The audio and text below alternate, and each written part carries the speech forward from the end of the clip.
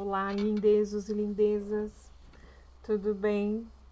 Capítulo novo, quer dizer, módulo novo, né? 131 e 132. E fala de uma coisa que eu gosto muito que vocês façam em sala de aula, né? Leitura em voz alta. É muito bom ler. Tem alguns que gostam de ler, outros não, outros leem muito, outros leem pouco. Mas a leitura é muito, muito importante. Ela ajuda na interpretação, ela ajuda na escrita, ela ajuda na compreensão, enfim, ela te ajuda gramaticamente, né? Então, leitura é a nossa base para poder escrevermos textos, redigir aí redação, né? Então é muito bom mesmo exercitar a leitura. E ele fala que no capítulo anterior nós aprendemos como a língua consegue se adaptar com as transformações da sociedade, em especial em tempos de mudanças tecnológicas, que é o que também nós estamos passando, né? Assim como surgem novas mídias, novas palavras, surgem para designá-las. O modo como os leitores e escritores se relacionam com os textos também muda. Isso vai se diversificando com o passar do tempo. E atualmente, quando pensamos em leitura, é quase automático pensar em uma atividade silenciosa e solitária. No entanto, não era essa forma mais comum antigamente, quando se costumava ler em voz alta, né? Na minha época de escola, era obrigado lermos em voz alta para o professor. Não tinha essa de responder assim, professor, professora, não quero ler não.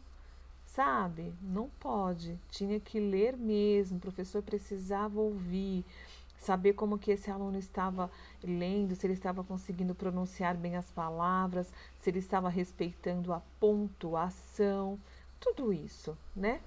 E aqui ele fala que como a leitura se tornou um hábito individual. Quem lê em silêncio em casa, no ônibus ou no metrô, seja no papel ou no smartphone, talvez não imagine que o caráter em geral introspectivo, solitário e mudo que a leitura assume e hoje causaria grande espanto em cidadãos letrados dos séculos passados. Em uma passagem da obra Confissões, escrita por volta do ano 398 do século IV, o filósofo e teólogo Santo Agostinho relata com surpresa uma visita ao amigo Santo Ambrósio, na qual o encontrou lendo sem produzir nenhum som.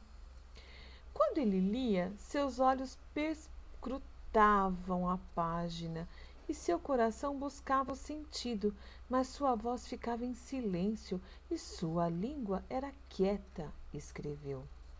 Mesmo depois, quando a partir do século XVIII a leitura silenciosa se disseminou, ler em voz alta era uma forma de sociabilidade comum, segundo um ensaio escrito pela professora Márcia Abreu, do Instituto de Estatutos da Linguagem, da Unicamp.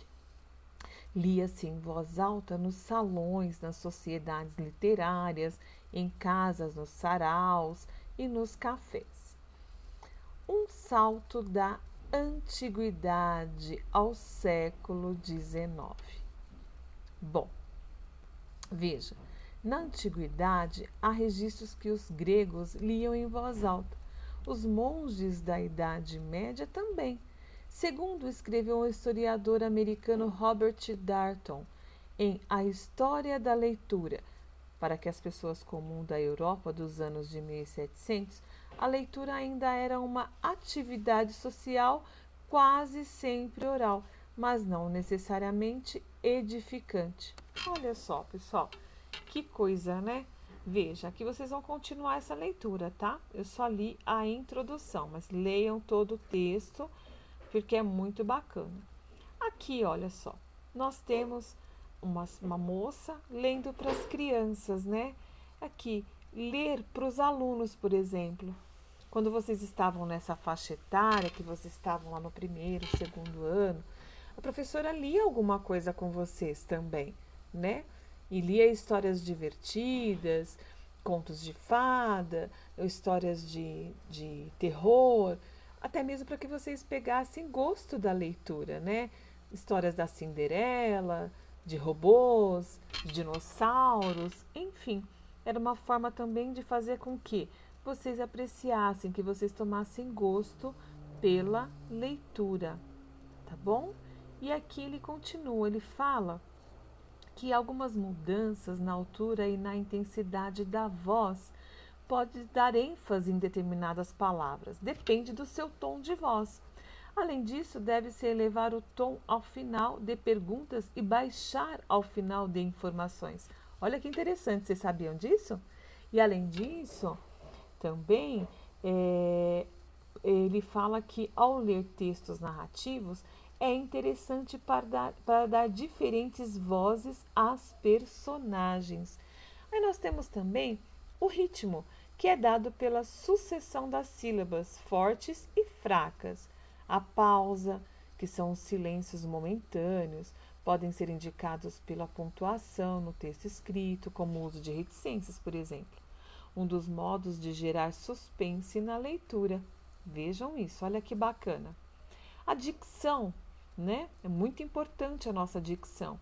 É importante articular bem as palavras, de modo que a pronúncia delas seja clara, com a correta distinção das sílabas. Na língua portuguesa, a área que estuda a acentuação das palavras é chamada de prosódia. Quando a sílaba tônica é colocada em lugar diferente do recomendado pela norma culta, ocorre um processo denominado silabada. Olha só, observe a seguir o quadro. Aí nós temos aqui um padrão das oxítonas. Aí nós temos aqui catéter, ruim, nóvel, recém e sutil. As paroxítonas, avaro, cíclope, erudito, recorde e rúbrica. As proparoxítonas, álibi, estereótipo, êxodo e interim. Então veja, mesmo seguindo a norma culta da língua portuguesa, algumas palavras podem sofrer variação de pronúncia, como Oceania e Oceânia, né? Réptil e réptil e outras assim. Veja, tinha vivido feliz naquela cidade. O retrato era vívido. Olha só a diferença aqui. Vivi bem naquela cidade e o retrato era vívido, né? Veja, na primeira frase, vivido é uma paroxítona e particípio do verbo viver. Na segunda frase, o vívido é uma proparoxítona, indica um adjetivo relacionado à ideia de vivacidade. Ok, meus lindos? Então é isso. Falar um pouco mais da nossa expressão de leitura. Então, fica a dica. Ler em voz alta, excelente. Beijo grande. Fiquem com Deus.